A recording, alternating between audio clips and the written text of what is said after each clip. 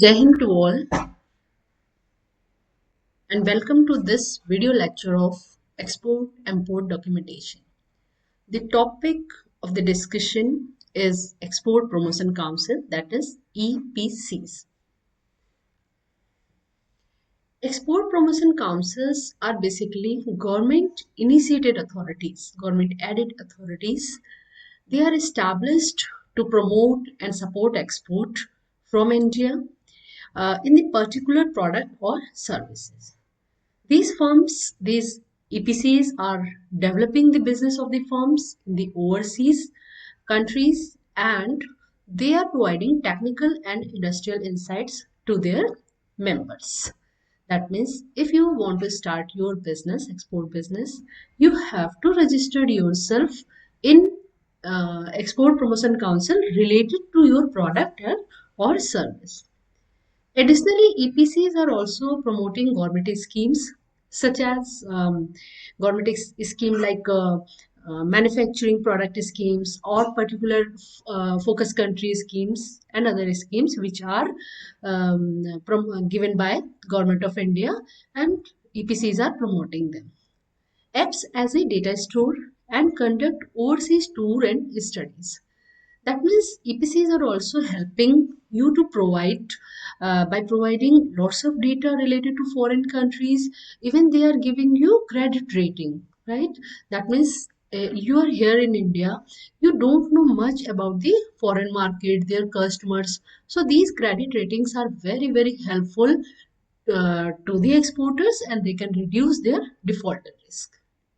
They also act as an intermediary between government and export industry and are critical in formulating foreign policies for the country. Government bodies when they start writing, they start formulating their foreign policy. They invite the opinion, the advices from the export promotion councils, and that advices will be very helpful in the formulation of foreign trade policies. These councils are registered as non-profit organizations under Companies Act or Society Registration Act. EPCs perform both advisory as well as executive functions. EPCs encourage and monitor the observations of international standards and specification by the exporter. Each product has its own export promotion council. As I have already told you that if you want to start your business, you have to register yourself with the EPC which is related to your product or services.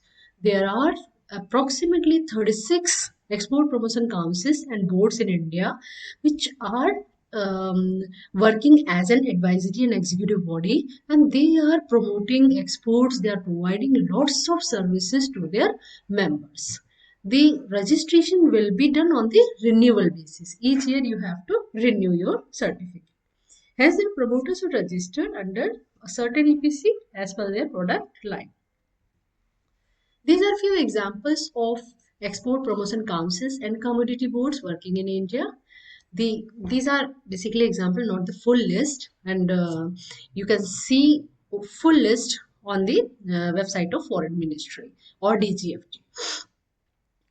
First one is EPIDA. EPIDA is very popular name. EPIDA is the Export Promotion Council, which is related to the agriculture or agriculture processed food for the promotion of these type of agriculture produces. Similarly, we have Apparel Export Promotion Council. Then we have Capexel, that is for capital goods, fixed asset, huge capital, earth moving goods, etc. Carpet Export Promotion Council, Cashew Export Promotion Council. Similarly, we have boards like Coconut Development Board, Tea Development Board, Coffee Development Board, Rubber Board, Choir Board, and all these are the boards. But the functions of boards and EPCs are very much similar. So what are the roles of Export Promotion Council? Why these councils are formed? What functions they are performing? To provide information which is useful for exporter or its member in increasing their export.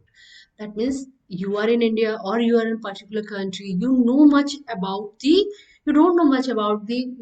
foreign country market, their you can say their consumer perception, the taste of the consumer or the behavior of the market.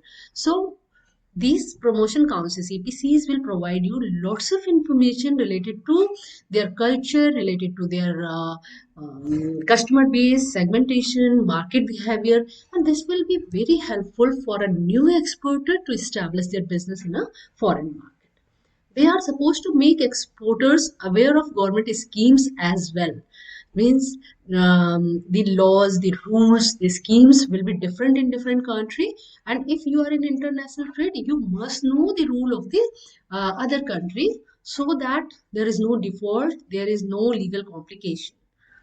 Export promotion councils collect export and import data from its member as well as other data which is relevant to international trade to build a base to compare the industry growth statistically. So this data is very helpful for future forecasting, for demand forecasting, and it will make a base for you, right? Industry growth for comparison, for the comparison of your competitor analysis. These things are very helpful. They organize trade delegations or trade fairs to explore opportunity of exporting product in the other countries. They continuously doing the task of market exploration, country exploration, and provide you related information. They offer advice to their member related to technology, related to quality control, standards, specification which are required by the individual, by the respective country. They organize trade fairs, exhibitions, seminars, meets between the buyer and seller to promote business, export business. It will basically act as a platform. Trade fairs will be a platform for generating sales leads. They are also responsible for promoting communication between export business community and the government. So what are the benefits of export promotion council? That means what are the benefits an exporter is getting after being registered with the export promotion council. On being admitted, the member is granted RCMC. RCMC stands for registration cum membership certificate of the EPC concern. For application of RCMC, you have to pay prescribed fee and you have to apply online on the website of the EPC. For availing export import advantage for concession in the foreign trade policy. Once you become a member of EPC, then all the related advantage, that means sharing of information, providing data, you will get concession in the trade fair for space booking or concession in the foreign trade policy. Basically, they will act as a representative before government of India. You want to say something, you want some concession or promotional scheme, then they will convey your message collectively with the government. To meet prospective buyer by participating in events conducted by EPCs. EPCs are normally conducted lots of events which is related to international business, and they just provide a platform where buyer and seller meets and they can promote their business. To stay updated about latest trend in the respective industry, so the informational events and activities conducted by EPC for its member like webinars, meets, they are organizing for sharing of information. For example, here I have an example for you. Members of APIDA. APIDA is that EPC for agriculture produce. An export promotion council which is responsible for promoting export of agriculture and processed food can avail rebate under its financial assistance scheme on infrastructural, quality and market development activities undertaken by him.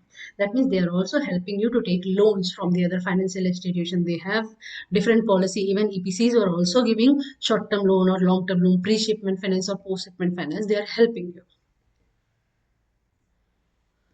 Now, what about RCMC? RCMC, as I have already told you, registration cum membership certificate. It is given by concerned Export Promotion Council, and normally it is given for 1 to 5 years. That will vary from board to board and EPCs to APCs. This certificate is issued as a proof that the particular exporter is registered with the council.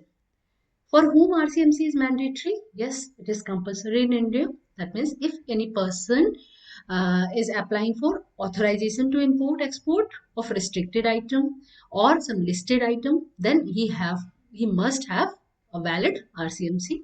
Any person applying for benefit concession under foreign trade policy or export promotion scheme like duty drawback, duty script, credit script, then you must have a valid RCMC with you. Now, how to apply for RCMC? An application for the concerned Export Promotion Council will be filled. I have already told you it can be filled online or you can fill it offline, but online is very comfortable, right? Using the form ANF1. ANF stands for Ayat Niryat Form 2C. Short form में ANF 2C. The exporter can be registered under two categories, that is merchant exporter or manufacturing exporter. If you are producing your product, your final product by yourself and then exporting it, you will be under the category of manufacturing exporter. And if you are buying complete final product from the third party outsider and then exporting it, then you will be under category of merchant exporter. Merchant exporter are basically doing trading activity. If you choose the option of merchant exporter, then you have to submit the proof of that. That means you have to submit the proof of manufacturing. Yes, you have manufacturing facility, you have plant machinery and all, then you have to submit the proof. Further, following points may be useful for you regarding RCMC. While applying RCMC, an exporter has to declare his main business line. That is, for what you are incorporated, you are registered. What is your main business, main objective? Further, the RCMC should be obtained from the Export Promotion Council based on the business line. For example, in case you are dealing in the coconut, then you have to register yourself under Coconut Development Board. Okay. In case you are not covered in any of the mentioned export promotion council, that means you are manufacturing like a product and for that particular product there is no export promotion council available. In that situation, you can apply for RCMC to FIEO. FIEO means Federation of Indian Exporters Organizations. That means you can get RCMC from FIEO if Export Promotion Council for your product or service is not available. Further, in case of multiple product exporter not registered with any EPC or where the line of business line is not available, in that situation, you can also obtain RCMC from FEEO. Under which Export Promotion Council we have to register? There are total 26 Export Promotion Council and 9 commodity boards available in India. Export Promotion Councils and Commodity Board in India are authorized for issuing RCMC registration certificate. These institutions have been authorized by central government to issue RCMC to a particular exporter. And RCMC is a basic document which is needed along with IEC code to start a business activity. You have to refer RCMC number in every paper like commercial bill or invoices, Each of the Export Promotion Council and Commodity Board in India category itself according to the type of product.